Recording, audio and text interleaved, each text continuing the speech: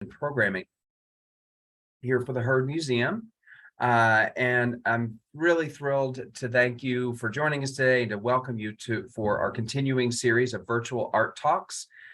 We have really been looking forward to today's program for quite some time, and we're absolutely thrilled and so grateful to have Dan, Arlo, and Michael Namingha with us today for this program. The program today has an extra special meaning for us. And Alexis, if you don't mind, pop up our slide, our first slide. This is just to share a little bit of exciting information with everyone on who's joining us today. Not only today are we speaking with some of the great artists of our time, but we are really, really excited and looking forward to celebrating and honoring Dan Namingha at the Heard Museum's annual gala, Moondance, which will be held on Saturday, November 5th. This is going to be a truly momentous occasion for all of us. Not only will we be honoring Dan and his lifetime of artistic and educational accomplishments, we'll also be celebrating museum leaders Jill and Wick Pilcher. The gala is co-chaired by Nadine Basha and Janice Lyon. And that evening, we will also open the Heard Museum's newest signature exhibition called Substance of Stars, which explores the creation stories of 4 tribes and features the Sky Dome, an immersive 360-degree experience featuring dynamically changing landscapes that shift from day to night and in between seasons. And these video installations have been created by artists from each community represented in the exhibition. Tickets for Moondance are still available, although the event is near selling out. And we're very grateful. If any of you have on the session today have supported it, thank you so much. You can find out more about the program and event by visiting heard.org/Moondance. And for museum members who do not attend the gala, we're also excited to offer an exclusive preview of the exhibition on Sunday, November 6th. Members, stay tuned for more details on that. And if you aren't a museum member, please consider signing up so that you too can enjoy special benefits and exhibition previews like this one. Finally, we invite you to join us this weekend, Friday, September 2nd, for another one of our free admission First Friday events from 4 to 8 p.m. This month, we're going to be enjoying an evening of books and bingo. We're playing bingo and we'll have some fun games going on for all ages as we celebrate the unparalleled resource that we have in the Heard Museum Library and Archives and in the Books and More Museum shop. So please join us. And thanks, Alexis, for the slide. Before I introduce our moderator, just a few housekeeping notes for our viewers. Today's presentation is a webinar. So what that means is you're only going to see the screens and the videos for our presenters. You will not see the fellow viewers watching the session today. There is a chat function. And so many of you who have seen this before know the drill, but if you want to ask a question of the panelists, please pose the question in the chat function, in the chat box, and we will do our very best to answer and pose your question during today's discussion if time permits. Now, with that, it's my true pleasure to welcome my friend and colleague, our Director of Research, Dr. Ann Marshall, who will be moderating our program today. Thank you, Dan. I've been looking forward to this so much. I love talking to all 3 of these guys. We're talking with Father Dan Namingha and sons Arlo and Michael. And, you know, each one of them has a very distinctive and powerful style. Often they're dressing the land and the spirits of the land and people's relationship to the land. So let's get started with the conversation. Let's begin with Dan. And each person has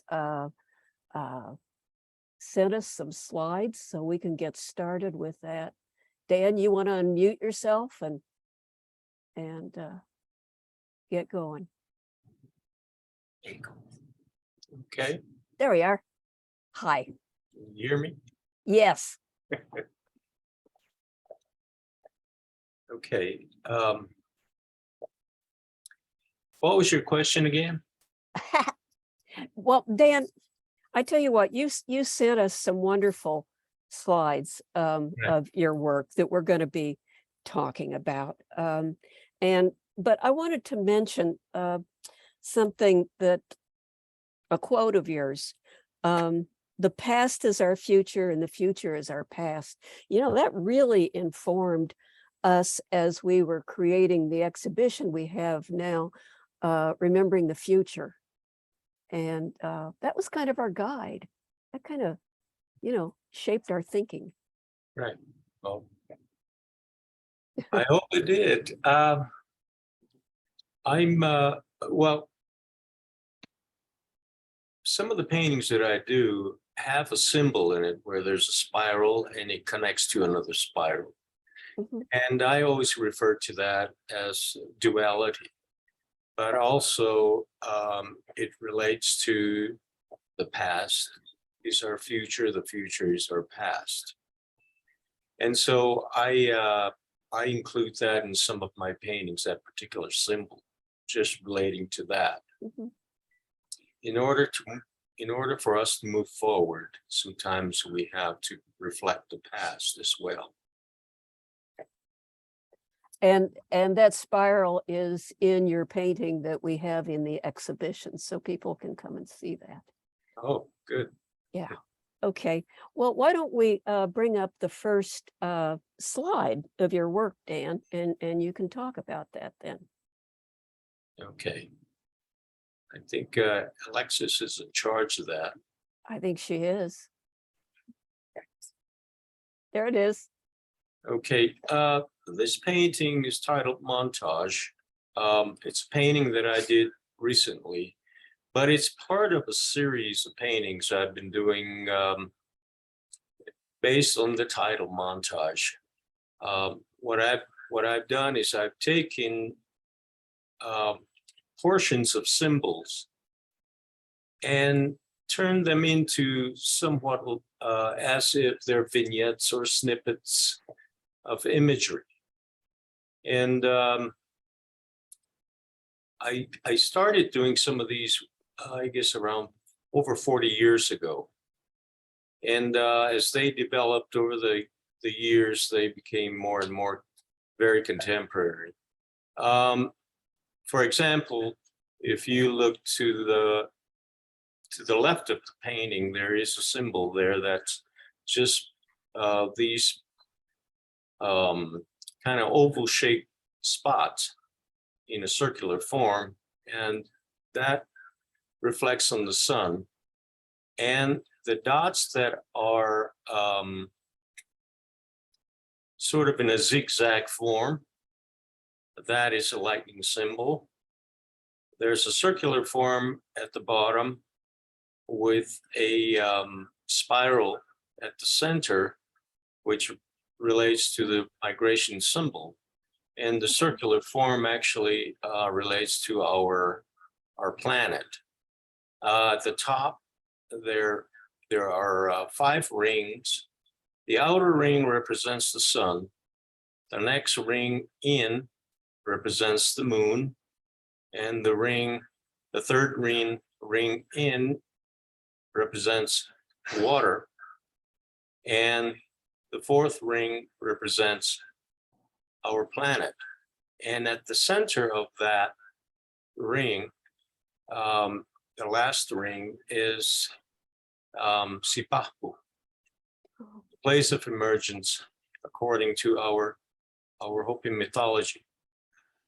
Next to that is a figure, kind of bluish in color.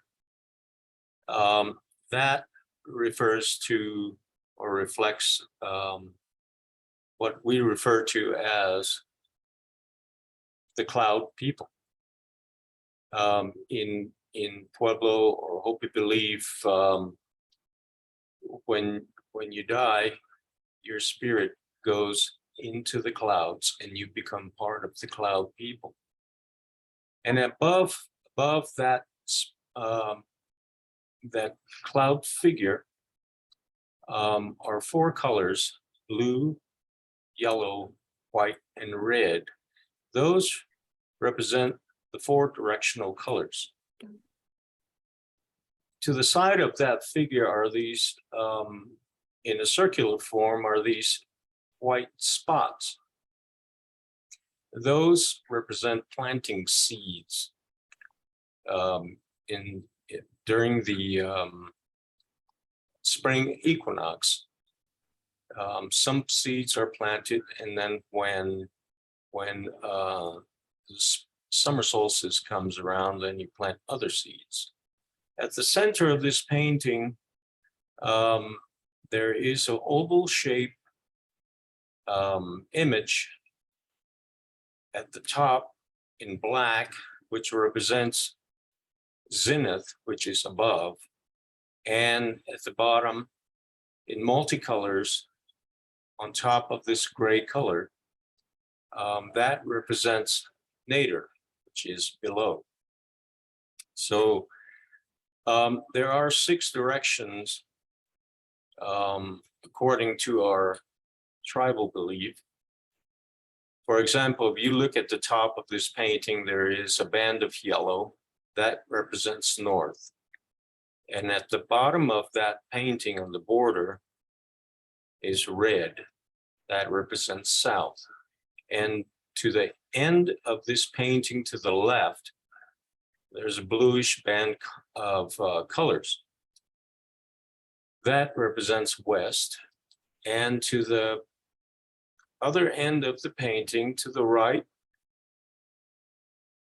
that represents east, a band of color there in white. And so then you have at the center of this painting, you have the black and the multicolor at the bottom, that's above and below, and then the yellow, north, red, south, blue, west, white, east. Those are the 6 cardinal directions. Okay, next to the next block are these 2 images that look like canes. I refer to those as planting sticks, but also in reference to our elders within the tribal groups. It represents their wisdom, which is handed down to the next generation. And so I put that symbol in this painting as well. Next to that, again, you have these spots that are oval shaped. Again, that represents the sun.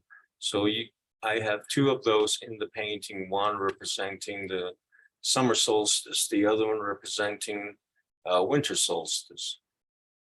At the bottom of that symbol, you'll see all these dots in a circular form. They're kind of orange in color. I have a great grandfather by the name of Willie, and he passed on years ago. He was married to my great grandmother, Annie Namingha. Anyway, her husband used to plant his crops in a circular form. So in homage to him, I put that symbol in there just to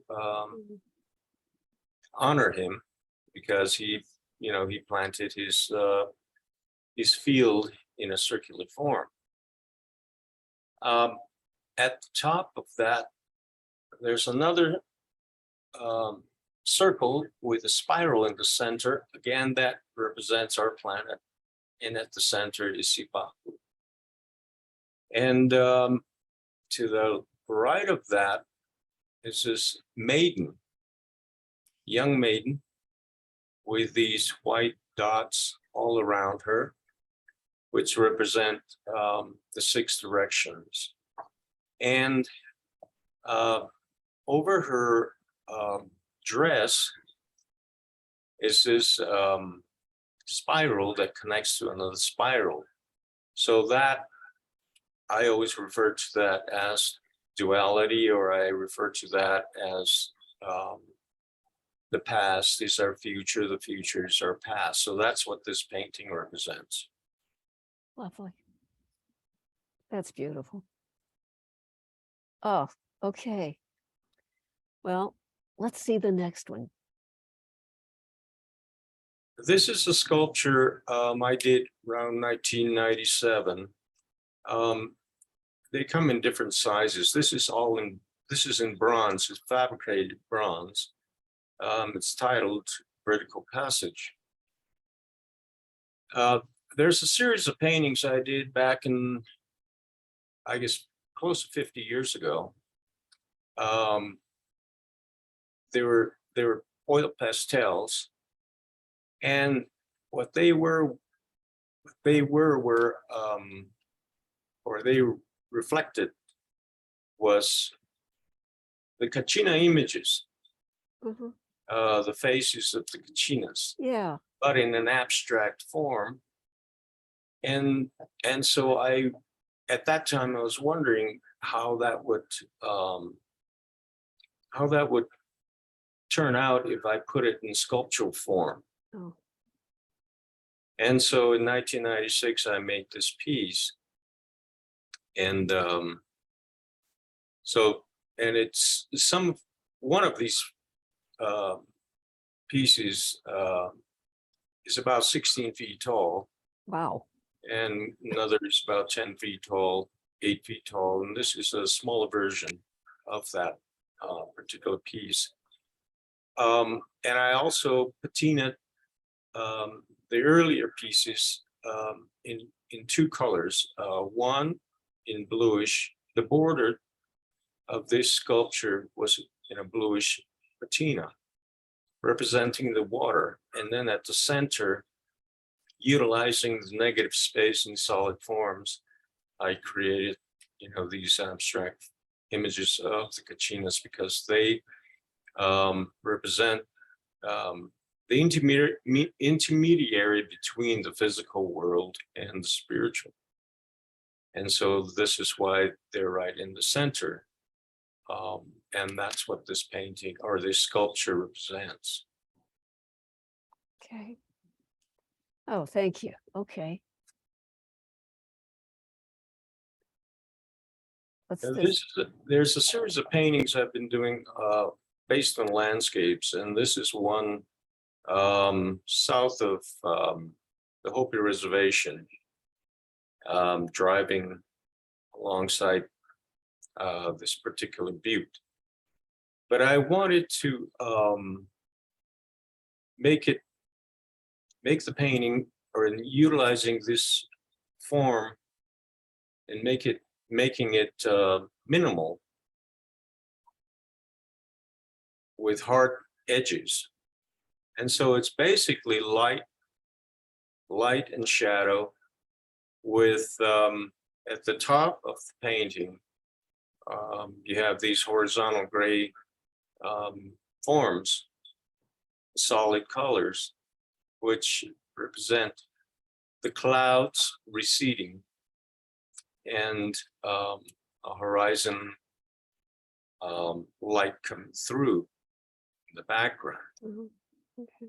but very minimal and somewhat abstract. But over the years, for several years, I've been, trying to take that approach from realism into minimalism. And at one time in the early years, when I was in school, I went to school to be an illustrator.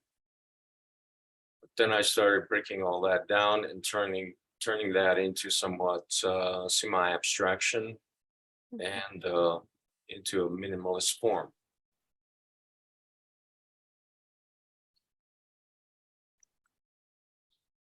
Here's another painting that's similar to that, with that same approach.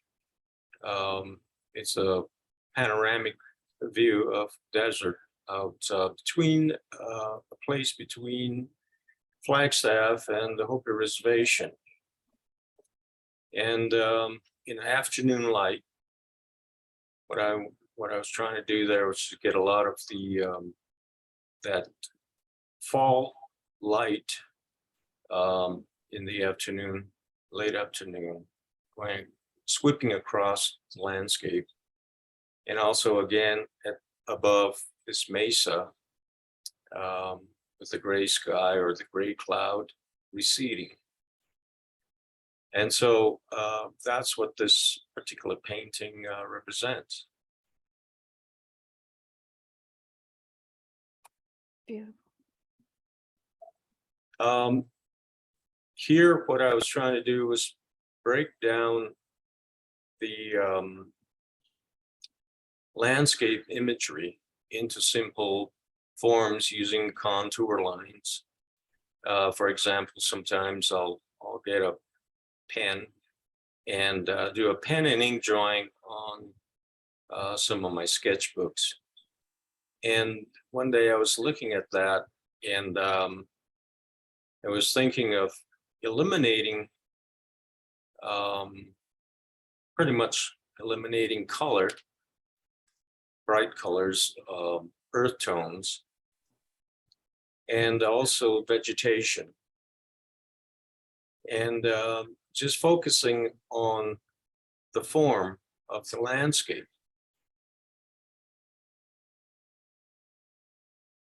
So this is what I came up with.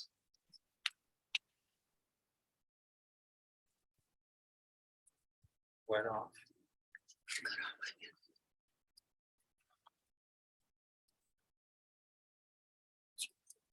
I know these things happen.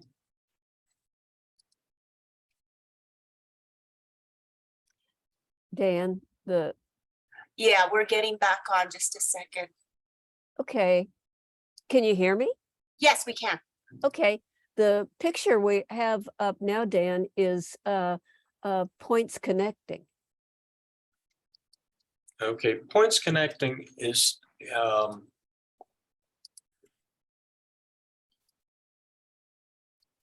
it relates to our ecosystem and the issues that we have today with our planet, Oh, the climate change, but also how fragile humanity is on this planet as well. So instead of doing a literal imagery of that, I decided to use abstract forms and connect them at each point. In other words, we are all connected. There's an interconnection to all of us, as well as our connection to the earth. And so all these images, all these abstract forms have a sense of connecting to one another. And at the same time, there might be an image that is slightly collapsing, and another form picks it up and pushes that other form upward, or sometimes connects to that point and pulls it upward. So there's no collapse. And I think I feel that's what's going on right now in the world. There's, with all the events, there are negative events that are happening, and but then there is the positive side that is trying to protect, what is positive, and what is positive for our world and for our planet, whether it relates to the land, or whether it relates to the water, the rivers, the lakes, the oceans. These are all things that are very important. And so the Points Connecting is a series I've been working on for some time, and just reflecting on that. it is very timely. Dan. And- Uh, Yeah, this particular painting is 5 feet by 10 feet. gosh, okay. You know, Dan, as long as you're talking about connecting and things like that, you have your family. It's a family of artists. You have such wonderful connections in that way. That must be wonderful to work together. Yeah, well, we come from a family of artists that go back with our great-great-grandmother, Namingha, who was born in 1860. And she had 3 daughters who became potters also, Annie and Nellie, and the youngest was Fanny. But I come from the Annie side of the family. And so I remember when she would do her work on pottery. And also she had a daughter, Rachel, who was my grandmother. And so her and her husband Emerson are the ones that raised me when I was very young. And so it just, it's been, the art of ceramics has been handed down from one generation to the other. And my mother, Dexter, also became a ceramist. But I sort of, I didn't do ceramics, but I veered off into painting And sculpture. and sculpture. And sculpture, yeah. Let's see some of the next, speaking of that. We've got reduction up here. Okay, reduction, it relates to, there was well, we have a tree outside our house and outside the studio. And, in the fall, some of these tree branches will fall off the tree.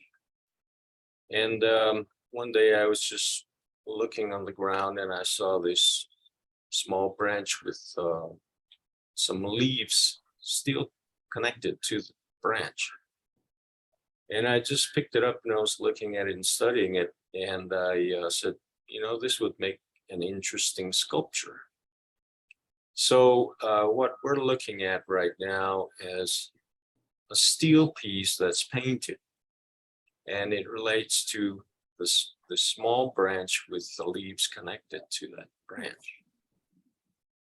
But in a very kind of contemporary form. And it's painted steel.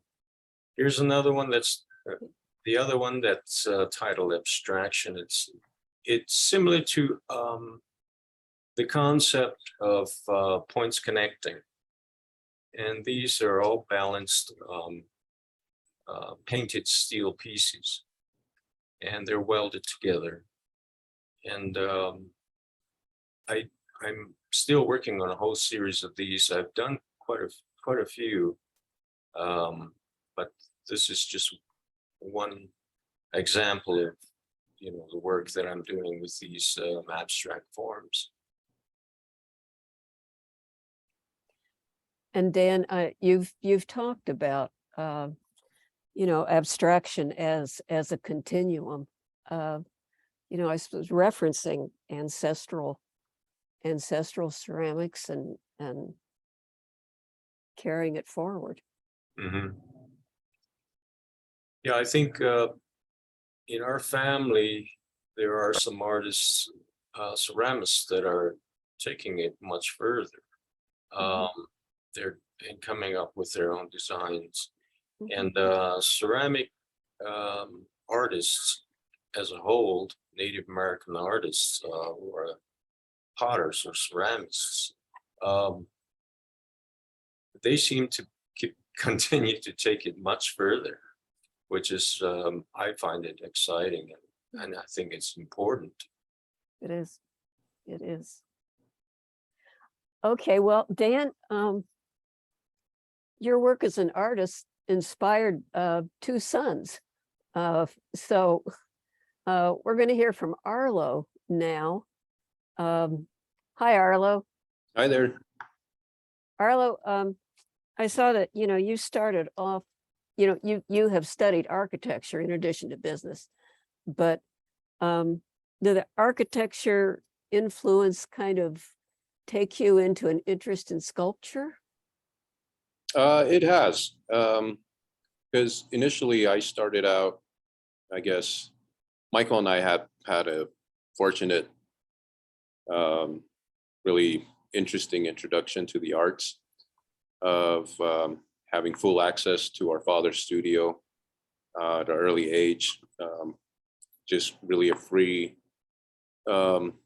reign to go in and explore with all the various different types of materials, whether it be painting, sculpture, playing music, things of that nature. But then, as my father just explained about having a family and coming from a family, a long lineage of artisans in our family, I was fortunate enough to learn pottery making from my grandmother Dextra at a young age as well.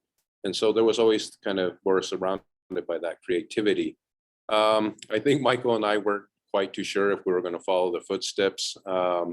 So yeah, my studies were a little bit more in architecture. Got interested in the three-dimensional form just by partaking in our ceremonies out at Hopi, as well as from Okewinga Pueblo, where my mother as well as my wife Nicole are from, and started carving Kachina dolls as a very young. Started out very young doing that, and so I was doing that, and I started doing it, and the pieces were very literal. So what I'm showing here is this piece is titled Dance. And this is kind of just a sample of when I started kind of veering away from doing the traditional Kachina dolls and just kind of minimizing the imagery, utilizing just the idea of form. And in fact, this particular piece I created after my wife, Nicole, had partaken in a ceremony up at the Pueblo at Okewinga. And so this piece is actually of Nicole. It's titled Dance, and it was as she had just completed the ceremony, she was still dressed in her traditional attire, but we had some imagery of hers. And so this was actually a piece that I created in homage to her. It's beautiful. Okay, let's see the next there. Okay, and so, yeah, as you can see, so I think just from artistically for me, starting out as a very literal artist doing these Kachina dolls, for me personally, I'll still do them for ceremonial purposes, but artistically it became somewhat repetitive for me. And so I started having the architectural schooling and as a draftsman and such. I started, was kind of really influenced by that. So I started, again, breaking down the imagery. I always wanted to do something, a landscape in a three-dimensional form. And so this is related, it's titled Timeline. And so what it relates to is kind of looking at a landscape, but more in a geological perspective. Okay. And so all the texture you see at the top can refer to the idea of passing clouds, or it can refer to some of the cliffs that you see in the landscape as you're driving by the Southwest scenery. And then you have the various different types of wood that I incorporated in there, relating to the horizon line, but incorporating various different materials. There's also, which is a stone, which is called Texas shell, which is on the left of the front side of the sculpture on the left. And it's the old seabed floor. And then next to that on the right is basswood. And then you can see the texture kind of going down, which relates to the idea of Mother Earth and the Tai Tusi Papu and the emergence. And so it's just kind of telling a story of, like I said, a landscape, but more in a geological perspective. And how things have changed over time, and how Mother Earth has always been here for us, and how she should be respected. The stone at the top is really evocative of clouds, as you mentioned. Yeah, so what I'll do is I'll cut, and I'll use diamond blades to cut that, and then I'll go in with various different chisels to create the textures. And so in this next slide that we're looking at right now, which is titled, it's just wall sculptures, but the sculpture on the left is relating to Mother Earth as well. And it's these are wall pieces. And so what I've done is I fabricated some aluminum frames and then had them powder coated. And it's enabled me to create somewhat of a collage using various different types of wood, just creating some kind of harmony with the wood, and letting the wood and the grains kind of almost create kind of almost its own scenic Mhm, imagery. And mhm. so the one on the left is kind of relating, again, kind of similar to timeline with the horizon line. And then you can see the grain of the poplar in the center there, kind of relating to kind of almost just the idea of the arroyos running. So I like to incorporate and let the natural grain create some of these patterns naturally. And then the one on the right is titled Ancestral Land. And as you can see, it's kind of relating to kind of places like Puya Cliffs, Chaco Canyon, all the old and ancient dwellings. And so you can see the Pueblo kind of imagery on there as well. And then again, the same kind of idea of creating, utilizing texture and the natural patterns of the various different types of wood, and kind of creating some harmony that way. Arlo, what is the material, the brown, the dark brown? That's a type of wood, actually. It's a natural wood that has a really interesting pattern to it. It almost looks like water droplets. Yeah. And so that's why I incorporated it in there to represent the idea of where we come from, you know, being from Hopi, and being a very agricultural society. We rely on the rain quite a bit in our ceremonies. And so I wanted to incorporate that element in there as well. It's wonderful. You know, Arlo, in your sculptures, the range of materials you work with, and your ability to work so beautifully with all those different materials is really amazing. It's I think, well, you know, I've always been kind of drawn to the natural materials. I like the warmth of it.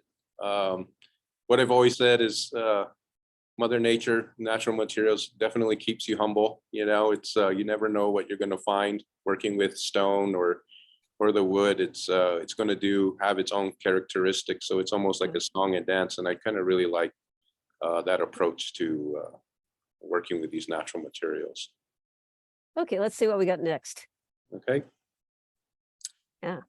Okay, this is a grouping of 4 different interactive sculptures. It's a sample of the series I have been working on, in which I use a control break technique. So all of these sculptures can actually be disassembled. And it's almost inviting the viewer or collector to be involved. So you can disassemble these pieces, you can create your own compositions. The texture inside will actually lock all the pieces back together again. So in a sense, it creates a dialogue between myself and the viewer. So we can have a conversation. And that's what a lot of what my work is, current work is about, is creating some kind of dialogue. It relates to also how we're interconnected as humanity. We all have our own beliefs. We have our own decisions that we're going to make. We have our own religions and things and so forth. And we're all moving in various different directions, but we're all interconnected in some way, in some form. So the one on the left is titled Balance. Just because it's the idea of, I think that's something that we need in society today, but then it also plays with the composition and relating to that, as well as how I have all the different sides, and so that the sculpture is well balanced. The one to the right of that is kind of almost marbleized, is a Utah picture rock. And that relates to its title Clouds, and that relates, and it's half of 3 katsina faces, with a negative space being the eyes of the katsinas. And it's titled Clouds, relating to the cloud formations and the representation of bringing of moisture for the crops. And then the one to the right of that is titled Interaction. And that one is relating to the 4 cardinal directions. It has the 4 pieces in it, 4 slots in it, north, east, south, and west. But it's again playing with asymmetry and various things of that nature. And then the one to the far right is titled Desert Dwelling. And when you disassemble it, you can really it relates to some of the old and ancient dwellings like Chaco Canyon, things, the places of that that have really, we still have strong ties to, and we really revere as special places. Mhm. Okay, next. Okay, this one is titled Eclipse. And again, this is more of an interactive piece. This is a sample of 3 variations of how you can assemble the piece or Okay. recreate the compositions. What it relates to is 2 halves of 2 katsina faces. Kind of relates to Spider Woman's 2 grandsons. One watches over the water and one watches over the land. But it also relates to the idea of the sun and the moon, and how the sun and moon will pass through each other during an eclipse. And so these are just samples of different positions that you can place the piece. Okay. Next. Okay, this is another sample of a interactive sculpture. This one is titled Sandhills. And I was asked several times personally during talks or lectures. And one of the questions that was posed to me was, how is it when you go home? Meaning returning back to either Hopi or Okiawinge, partaking in ceremonies, do things change? And so I thought about that, and the answer is yes. I've changed as a person. There's always constant change. People pass on, new kids are born. And so I chose this location behind First Mesa, which is one of my favorite locations, and frequented there quite a bit as a young kid throughout my teens. And so I thought about those shifting of the sand dunes. And so this piece is actually fabricated bronze, and it all fits together. Probably one of the most difficult fabrications I have created. But again, it's inviting the viewer, collector to be involved so you can create your own compositions. It has 4 pieces in it, which represents the 4 cardinal directions. There's one piece that has 4 notches in it, a negative space, which represents the 4 cardinal directions. Okay. But the circular piece that you see there is representing the sun, and the idea of how things change over time. And so as the sun rises and sun sets, it's a relation to the idea of time. So it's just the idea of that constant change. And so that's what this is really referring to. Wonderful. Okay, let's there. Okay, this is a large stone piece. It's titled Strength and Equality. This was originally done for an exhibition the three of us had at one of the botanical garden here in Santa Fe. And again, this is just, it's very simple. This piece weighs probably about a little over half a ton. It's minimal in design, but I just wanted something that, again, provokes conversation, thought and idea. So if you stood the piece vertically, it refers to the strength marks or warrior marks that we utilize in our Oh. in our ceremonies. There are these two marks that signify strength. But then if you lie it horizontally, the way I have it displayed here, it's signifying the equality symbol. And so it's just the idea of, I think there's a sense that there of much needed equality. And a lot of times there's a lot of strength to gain that equality. I did a project for St. Vincent's Hospital here during COVID and asked me to submit some ideas. They wanted to do something to thank the frontline workers, the doctors and nurses that were fighting COVID during this pandemic. And they really liked this meaning behind this particular sculpture. And so what I did is I was asked to do some jewelry pieces, and I created some badge charms and some stethoscope cuffs for the doctors utilizing this particular symbol. And the idea was if the warrior marks or guardian or strength marks, signifying the courage and the strength that it took these doctors and nurses to do the work they did daily. And then the equality symbol signifying the idea no matter who came through these doors were treated with dignity and equality and treated with the care that they needed. It's beautiful. Beautiful. And this last one is titled Clouds. And this is a sample of a large installation I did. And this is at the Albuquerque Museum.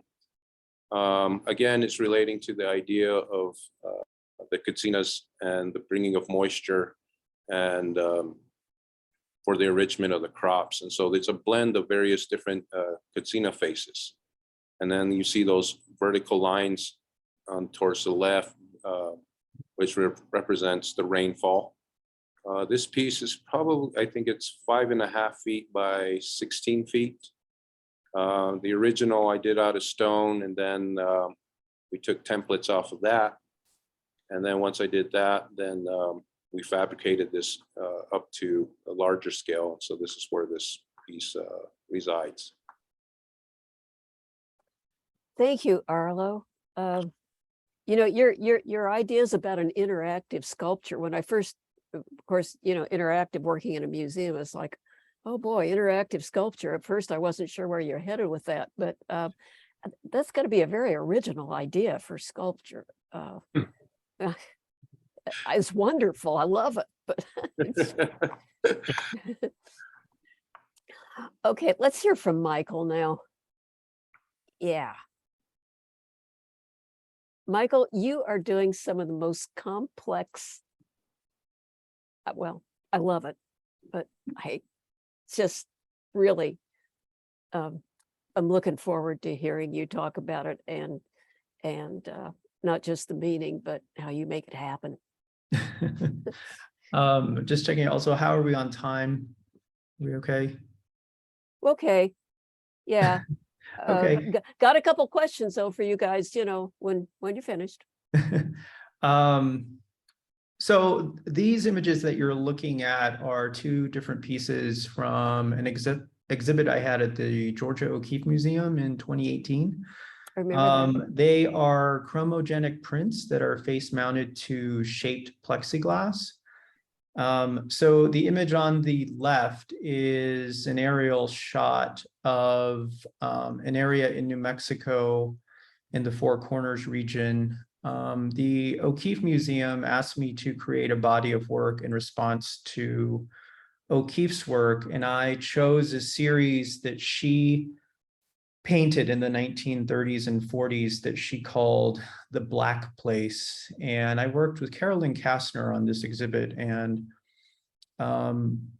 I went to Parsons School of Design, and my freshman year art history class, our professor was shuffling through a series of slides of American modernist painters, and he came upon one of O'Keeffe's paintings. And to me, it appeared to be a painting of cloud formations with a lightning symbol coming down the center of it. And it resonated with me for a period of time. And so when I came back to New Mexico after graduating in New York, I was curious about that series. And so when the show at the O'Keeffe came up, I asked Carolyn Kastner about that series or that painting. And she said, it's located here in New Mexico, and we have the GPS coordinates of where O'Keeffe painted and camped with Marie Chabot. And so I started to explore that landscape using Google Earth. And I wanted to get a lay of the land from an overhead view, how large of an area it is, where it is. And I started to zoom in on what appeared to me to be parking lots littered throughout the area. And I thought, oh, well, maybe there are different little campsites. It turns out, no, they're actually oil and natural gas drilling pads. And I discovered that a lot of oil companies have built a large oil and natural gas extraction infrastructure in that area. And it's sort of checkerboarded between federal land and native tribe land. So when I finally went out to the area itself, instead of photographing with a traditional camera, I used a drone because I really liked the aerial perspective, and rather than renting a helicopter or flying overhead with an airplane, why not pilot my own drone and photograph what I really wanted to. So these images that you're seeing are of that, and it's a very unusual, otherworldly landscape. And O'Keeffe's work on the Black Place series, when she began, was very representative of the area. I mean, it had a foreground horizon line, so you knew you were looking at a landscape. But as she progressed through the series, they became more and more abstract. And so that was the approach that I wanted to take with my own series. And so these shaped perspectives were inspired partially by the work of Ellsworth Kelly and Ron Davis, who I guess are innovators in using shaped canvases. And then I was also looking at opera set design. I lived in New York for a number of years, and I attended a lot of operas at the Met and realized just how opera set designers skew a set to often trick the eye of the viewer, creating these kind of forced perspectives. And so I wanted to take that approach to a two-dimensional image like a photograph. And then lastly, I was listening to a lecture by a photographer by the name of Erin Sheriff, who was giving a talk at the Dia Foundation in New York City. She had just finished a residency at Marfa, Texas. And she was talking about how Donald Judd didn't like his sculptural works to be photographed because it didn't enable the viewer to interact with the physical piece. And so I thought, well, maybe if I can bring some aspect of three-dimensionality to something two-dimensional, I can get that same effect, but utilizing the photography method. So we can move to the next slides. This is a series I did on Chaco Canyon, and I photographed it the beginning of COVID in March of 2020. I was supposed to be in New York City and drove down to the airport that week and got to the airport and said, I just don't want to Yeah. risk flying there and being around a lot of people. So I canceled my flight at the airport and came back home, and the next day drove out to Chaco Canyon. And when I was doing research for the O'Keeffe exhibition, I discovered that NASA found the largest methane gas cloud in North America sits over the region of where I photographed the Black Clay series, as well as these Chaco Canyon images.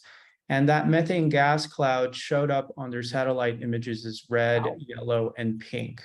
And so that's what the red represents in these images.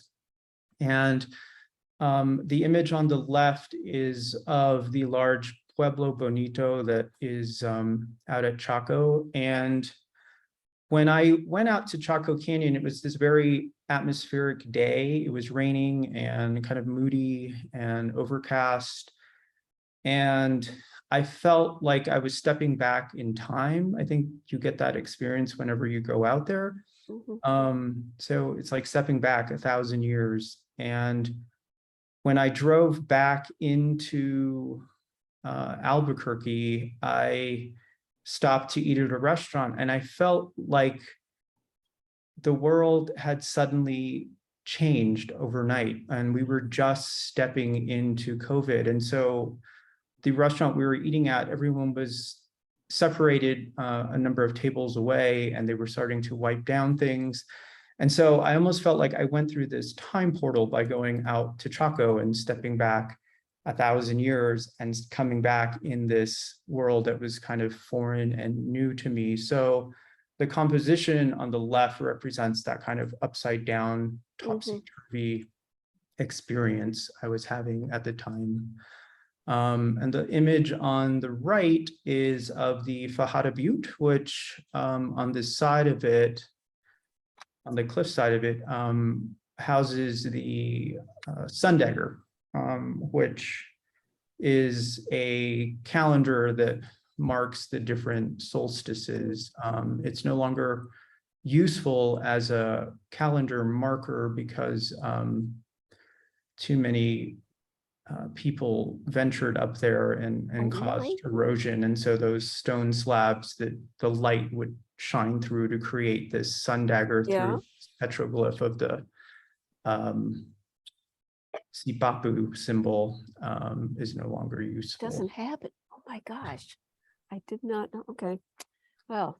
So we can move on to the next slides. This is from my Altered Landscapes series.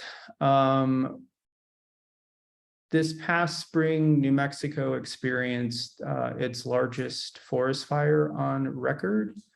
And it happened to the east of Santa Fe in the National Forest, and to the west of Santa Fe in the forest above Coche Pueblo and near Los Alamos was at the same time occurring another large forest fire. And that's what this image is of. I shot this in May. And if you move the slide forward,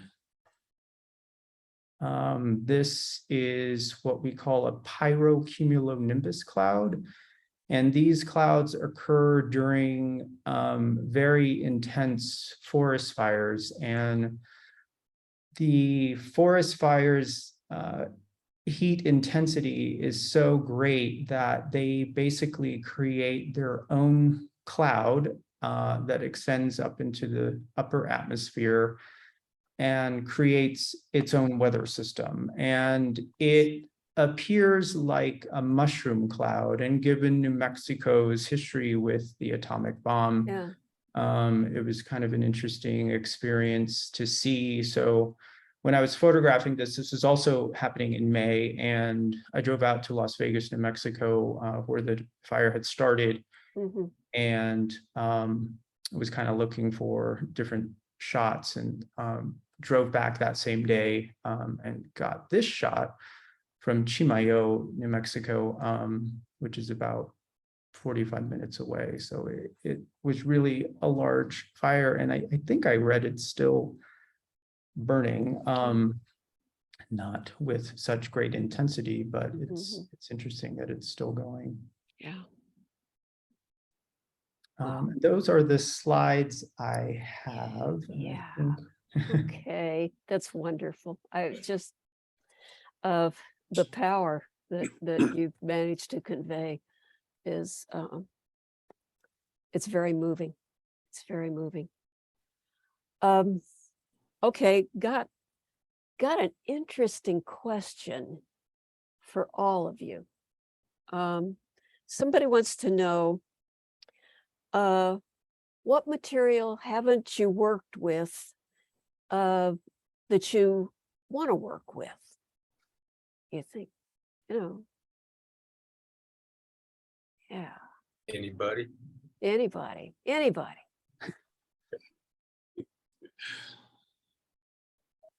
Well, I can answer. I don't know. I finished up working with a master printer this past summer in silk screening.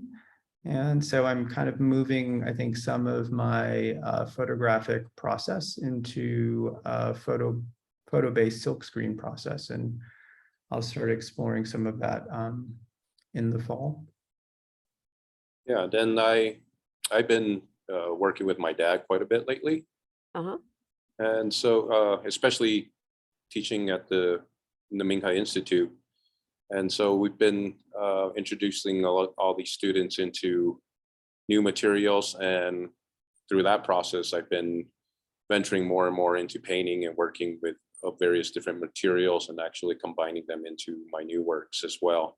And so there's molding paste and acrylics and things that are actually being currently experimenting and I'm looking forward to incorporating them into the sculptural pieces. Okay, that sounds terrific. Dan?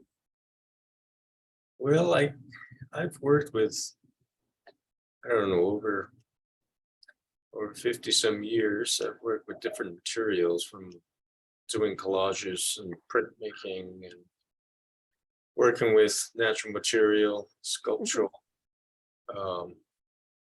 turning sculpture into, well, from natural material. Mhm. Maybe doing some film projects. Oh, That's something I've that'd be I've cool. fiddled around with a little bit of it. Yeah. Okay. But not really hands-on, just Yeah. so I don't know, maybe turning that into an art form of some sort. Uh-huh. This is exciting stuff. I really hope you're gonna, do some of this. Okay, here's a companion question. What have you worked with that you're never gonna work with it again?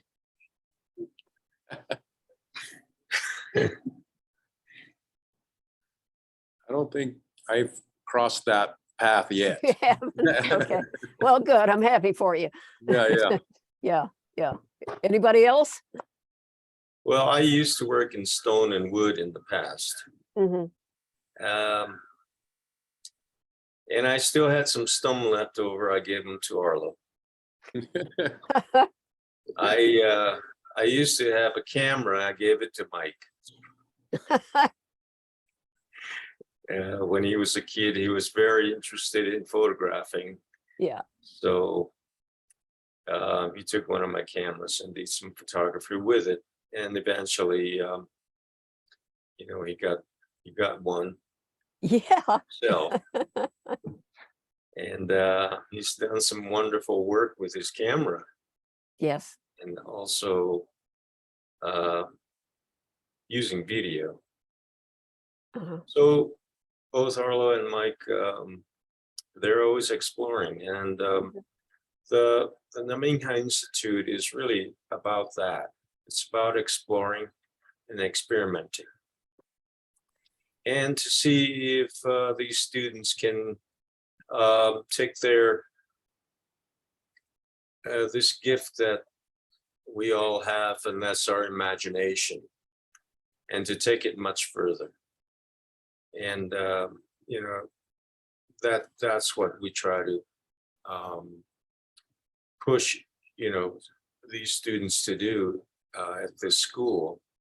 And also not only working with materials, the studio materials, but to go out into nature and collect and work with that and introduce it and combine it with their work as well. Other, current work. Yeah, yeah. And the Namingha Institute, now that happens every summer? Every summer. Yeah. Yes. At, So 2-week intensive for undergrads. okay, okay. We're getting questions now. Somebody wanted to know that seemed to them there was a progression from more representational to abstract in generally in the work of what, is that something that has happened?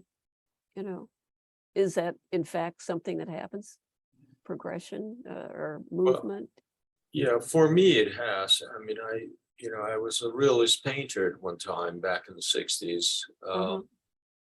And when I went to school at the American Academy of Art in Chicago, that was pretty much what we were taught.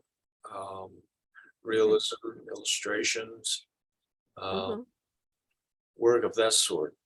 But when I visited the Chicago Art Institute, I started to veer off from that. It's because of the exhibitions that I would witness at that institute. And it actually, it was exciting because, you could take, it's almost like jazz. For example, if you listen to a group of jazz musicians, for example, Miles Davis and Coltrane, Thelonious Monk, the drummer Art Blakey, all these musicians, Dizzy Gillespie, if you put them together, and each of them, they improvise, and they're all on stage together, and they all play together, but they do an improv. So when when the next musician comes in to do a line in the song, they're in a particular key, but they can go all over the place with it. And that's what's so exciting. And that's how I saw abstraction. And, it opens your mind. So when I'm in the studio, sometimes I'll just put on jazz. Yeah. And it's a free form. And that's what I loved about it. And so just that experience of listening to music of that sort, you can take something that's a traditional image of realism and break it down into other forms. And so that's how I moved into abstraction. I went into impressionism and abstraction, and then further into minimalism. And then sometimes I'll flip back and go back to illustrations, but that's the basis for taking an image, beyond the boundary. I love that. I love that analogy to jazz. Well, gosh, I think our time is about to come to a close. I've loved talking to you guys. I'm looking forward to Moon Dance. And I'm also looking forward, Michael, you are going to be participating in our symposium, October 7th and 8th. Yes. Connected with Remembering the Future. So that'll be the next time I get to see you, but I'm looking forward to seeing the whole family. So thank you, and take care. Thank Be you well. all. for listening. Yep. Thank Yeah. you. Thank you.